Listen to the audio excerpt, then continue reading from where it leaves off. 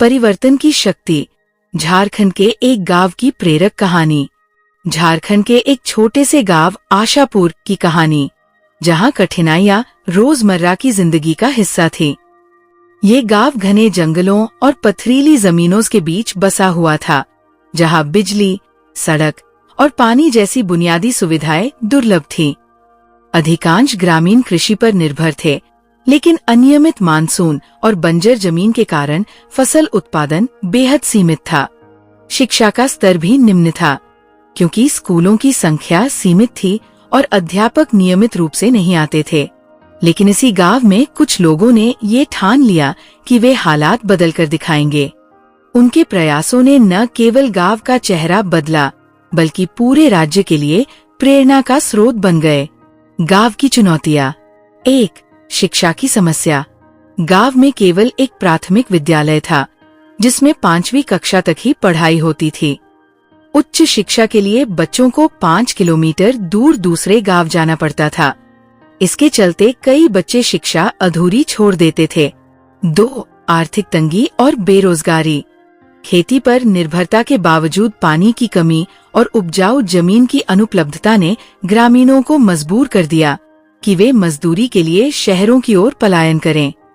महिलाओं को छोटे मोटे कामों के लिए बाहर जाना पड़ता था। 3. बिजली और पानी की समस्या। गांव में बिजली की उपलब्धता बहुत सीमित थी। कई घरों में अब भी लालटेन का इस्तेमाल होता था। पीने के पानी के लिए महिलाओं को 2 किलोमीटर दूर एक सूखे कुएं तक जाना पड़ता था। 4. स्वास्थ्य सेवाओं की कमी। गांव के आसपास कोई स्वास्थ्य केंद्र नहीं था। अगर कोई बीमार पड़ता तो उसे इलाज के लिए 10 किलोमीटर दूर सरकारी अस्पताल ले जाना पड़ता। परिवर्तन की शुरुआत। गांव के एक युवा आदिवासी व्यक्ति रमेश मुंडा, जो कुछ साल शहर में काम करके वापस गांव लौटे थे, ने बदलाव की शुरुआत की। उन्होंने गांव वालों को संगठित करने और उनकी समस्याओं को हल करने के लिए सामूहिक प्रयासों की आवश्यकता पर जोर दिया। महिला समूहों का गठन।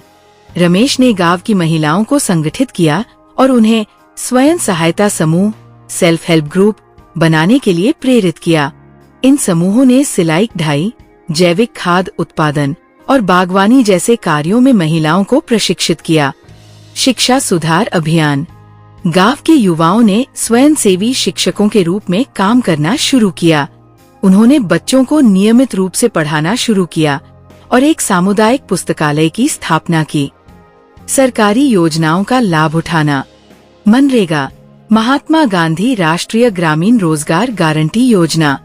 रमेश और गांव के अन्य नेताओं ने मनरेगा के तहत गांव में तालाब खुदवाने, सड़क बनाने और वृक्षारोपण के कार्य शुरू करवाए। इससे न केवल रोजगार के अवसर पैदा हुए, बल्कि जल संरक्षण में भी मदद मिली। प्रधानमंत्री उज्ज्वला योजना। गांव की महिलाओं को उज्ज्वला योजना के तहत मुफ्त गैस कनेक्शन मिला, जिससे उनके जीवन में सकारात्मक बदलाव आया। अब उन्हें लकड़ी के धुएं से निजात मिल गई। प्रधानमंत्री कृषि सिंचाई योजना। इस योजना के तहत गांव में सिंचाई की सुविधाएं विकसित की गयीं। बोरवेल और ड्रिप सिंचाई के माध्यम से किसानों को अब बेहतर फसल उत्पादन का अवसर मिला। स्वास्थ्य जागरूकता अभियान।